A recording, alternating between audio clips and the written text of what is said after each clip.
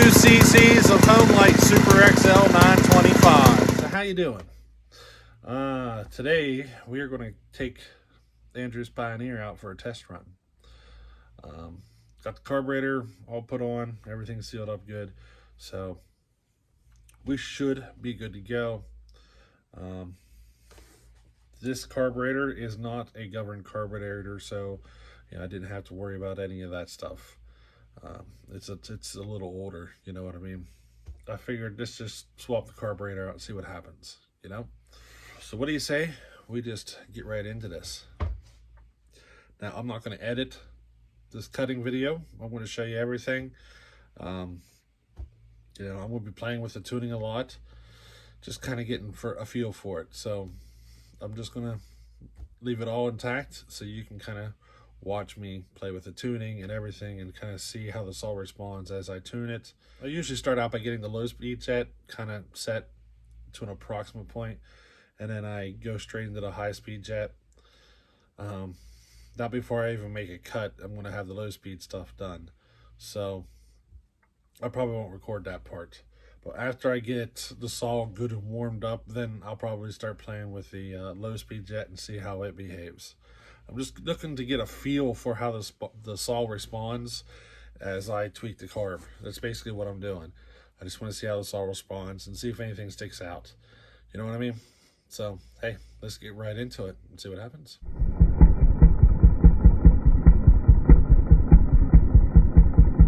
Are you ready for this?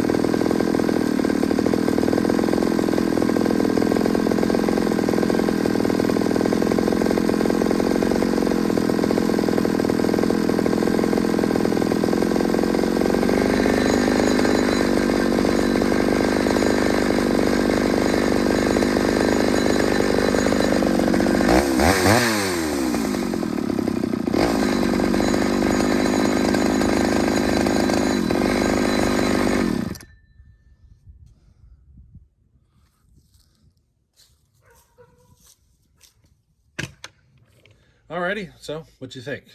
I think the carburetor solved a lot of my problems. Um, I don't know if you noticed it. I think we're having a muffler issue now. And I'm thinking we're running into a problem here that the muffler is holding us back. I think this saw could perform better than that with a better setup of a muffler. So I think what we're going to have to do is build a muffler. You know, I think the design of the muffler where the exhaust gas is going to, I mean, they just come out. They only got like an inch to go until they hit a wall. I think the flow characteristics of the muffler just is holding us back. You know, it's just not flowing as efficiently as we're going to need it to for this saw. Now, I did notice another problem, and we're going to have to figure something out for the air filter. The air filter is not catching all the fine particles. It's old and wore out, so we'll have to figure out something there. Maybe even see about restoring the filter. But we're going to have to do something. I'm not going to be able to make any more cuts on the saw until the air filter's fixed. It's sucking in too many fine particles, and I don't want to ruin the saw. You know what I mean? They're getting past the stock filter. They're not actually the stock filter isn't really stopping a whole lot. So gonna have to figure something out. I was thinking about just stuffing a piece of foam in there or something, and it would probably work, but I don't know. I'd like to find a better solution. So if you guys got any ideas, send them my way, and we'll see if we can do something about it. In fact, let me show you what the air filter looks like. So this is what the air filter looks like, and you can see the particles building up on it. But you can also see that it's old enough that it's not really stopping much. You know, there are fine particles making it past. Now there isn't. I didn't fill the air box up with fine particles. I didn't make enough cuts, but I know down the road it will cause an issue, and we need to address it. And that's why I was thinking about maybe finding something that I could peel this old material. It's like kind of like a cloth. You know, if I hit that with a high enough pressure water, even a garden hose would probably do the trick. You know, at high spray velocity or something, it'd probably take that stuff right off of there, clean it up, and try to adhere some new material in there, you know? Something. We need a better air filter. So, let's see what we can find, you know? You got any ideas? Send them my way. Alrighty. So, hey, we'll catch you on the next one. Later.